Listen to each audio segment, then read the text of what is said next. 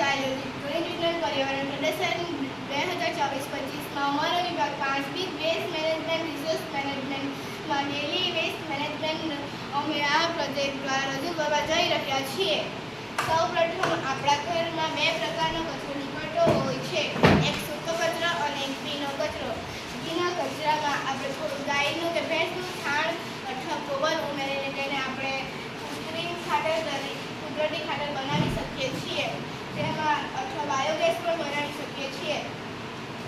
અને પછી આ સૂકા કચરામાં કાગળ અને પ્લાસ્ટિકનો એમ 2 પ્રકારનો કચરો હોય છે. તો તે કાગળ અને પ્લાસ્ટિકને દૂર કરી પેપર રિસાયકલિંગ ફેક્ટરીમાં અને પ્લાસ્ટિક રિસાયકલિંગ ફેક્ટરીમાં મૂકીશું.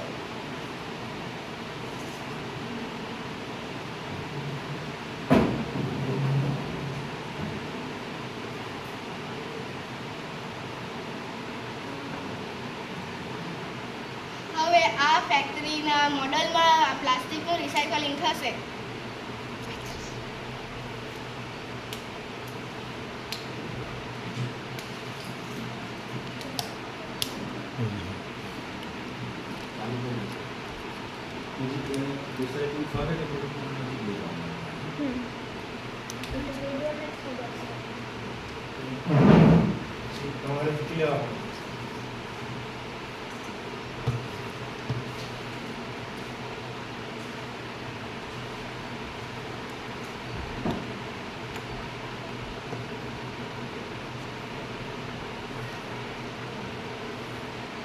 હવે આ ફેક્ટરીમાં પ્લાસ્ટિકનો કચરો નવો થઈ જશે, તેથી આપણે પ્લાસ્ટિકને નવું એટલે આગળથી આપણું પર્યાવરણ પણ શુદ્ધ થશે. પ્લાસ્ટિક જે એવી વસ્તુ છે જે લાખો વર્ષો સુધી તેનું વિઘટન થતું નથી, તેથી તે આપણા પર્યાવરણને પ્રદૂષણ કરે છે.